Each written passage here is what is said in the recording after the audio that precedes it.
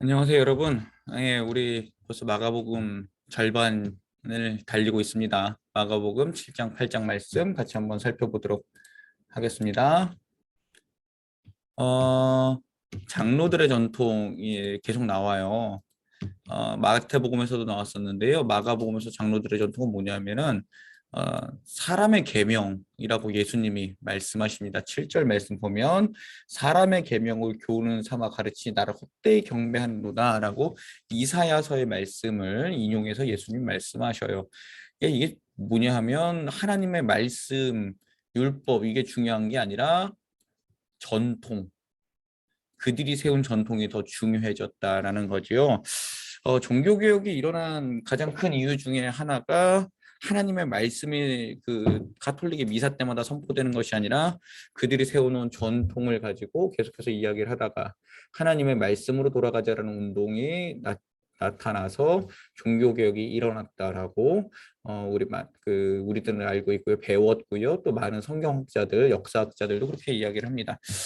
자, 전통이 굉장히 중요해졌어요.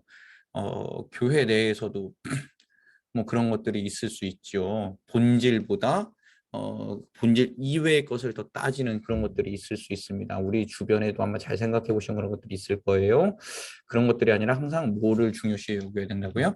하나님 말씀. 하나님 말씀 우리 잘 생각해야 돼요.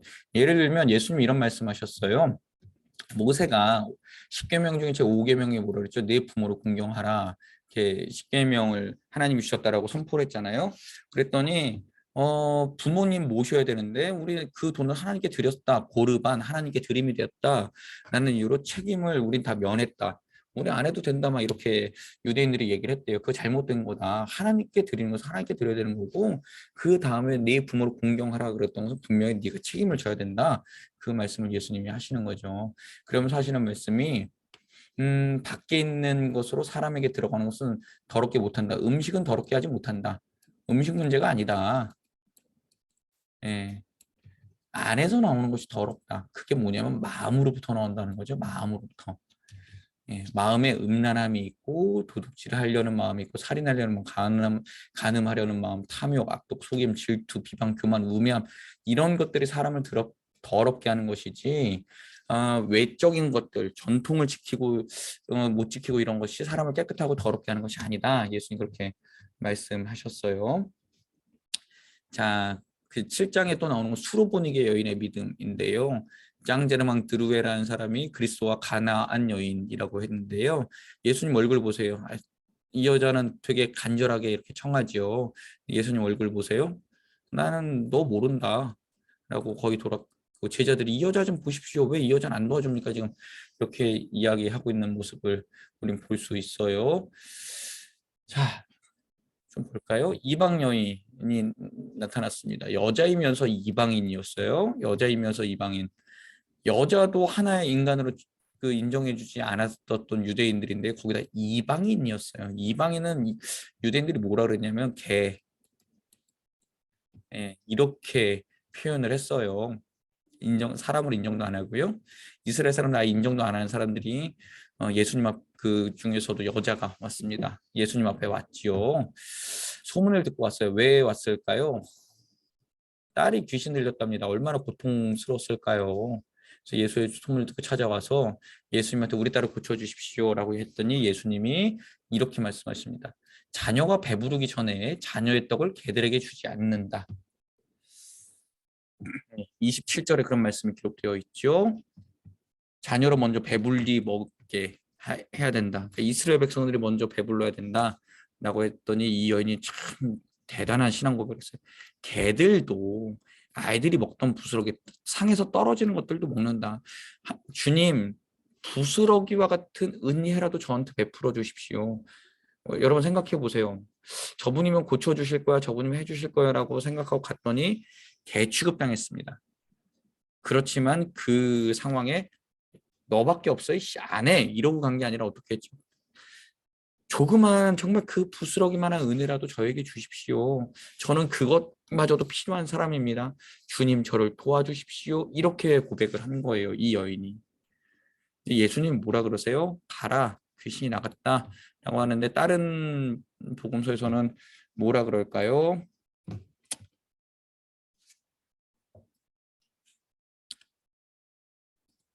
예.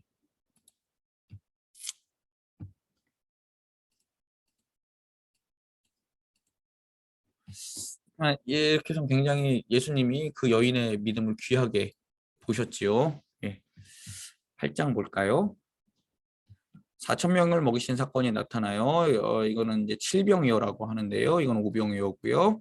비교해 볼까요? 이거는 우리 돌고지 성경 공부 신약편 할 때 정유한 목사님께서 강의하셨던 자료를 제가 가지고 왔습니다. 큰 무리들이 있었고요. 여기 그냥 큰 무리라고 하고요. 떡 5개, 물고기 2마리, 떡 7개, 생선 2마리. 이거 중요한 거는요. 되게 적었다라는 거예요. 적었다. 양이 많지 않았다. 한 어린이나 이 떡 7개와 생선 2마리 정도면 성인이 먹을 수 있을 양일지 모르지만 떡 5개 물고기 2마리는 어린이의 한 끼 식사 정도였다. 굉장히 적은 거였다. 하늘으로 축사하시고 여기도 축사하셨고요. 기도하신 거죠. 하나님 앞에 기도했고 제자들이 나누어졌습니다. 12바구니 남았고요. 7광줄이 남았고요. 남자는 5천 명, 사람이 4천 명.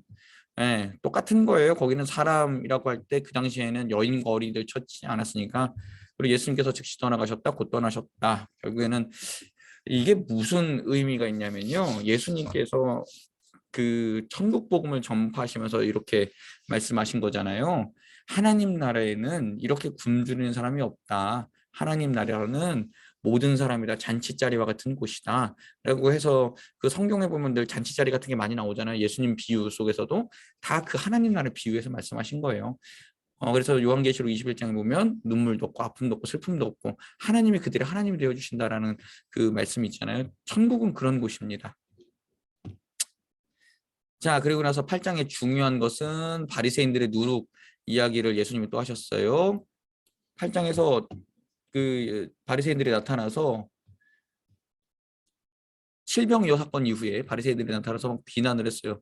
야, 네가 그리스도면 하늘로서부터는 표적을 좀 보여줘라. 그랬더니 예수님이 별로 니네들하고 얘기하고 싶지 않아. 이렇게 이야기한 거예요.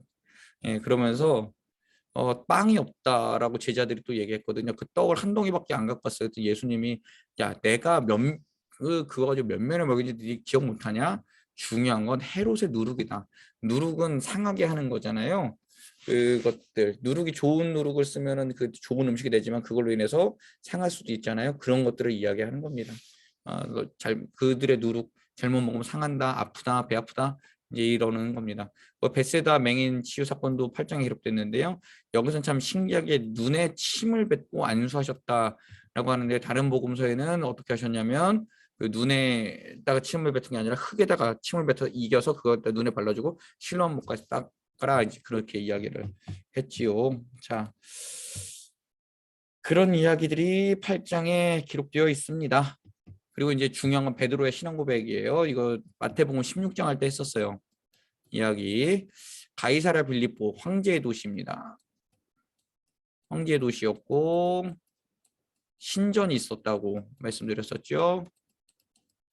예, 황제와 신전이 있었고 거기서 베드로가 뭐라 그래요? 너희는 나를 누구냐 그랬더니 주는 그리스도이십니다. 마태복음에서는 주는 그리스도시요 살아계신 하나님의 아들이십니다라고 고백을 했다고 그러는데 제가 늘 말씀드리지만 마가복음이 원전이고요. 마태복음이 조금 더 보탠 거예요. 자, 주는 그리스도라고 이야기합니다. 근데 예수님이 야 잘했다 그러면서 이제 칭찬하시고 나 이제 죽고 3일 만에 다시 살아날 거야라고 첫 번째 예언을 하십니다. 그때 베드로가 뭐라 그래요? 그럴 수 없습니다. 그러시면 안 됩니다라고 항변했다라고 하죠. 항변. 성경 그 옛날 성경에 가나다라고 했는데 멱살 잡고 난리친 겁니다.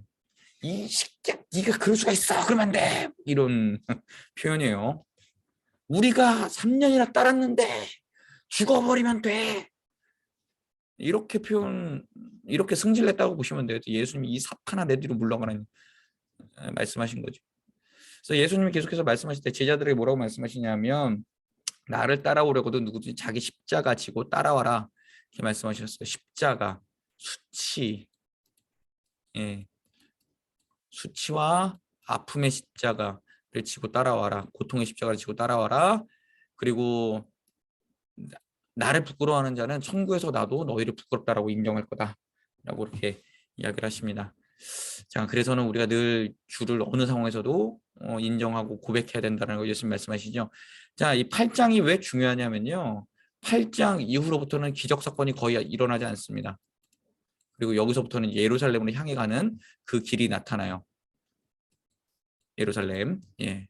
그래서 8장이 기점이 되고 1장서부터 8장까지는 기적도 많이 나타나고 예수님이 사역하신 것도 많이 나타나는데 9장서부터는 예루살렘을 올라가면서 16장까지 이제 예수님이 고난 받으시는 것들이 내용들이 나타납니다. 그래서 마가복음은 8장을 기점으로 변한다. 마태복음은 16장을 기점으로 변한다.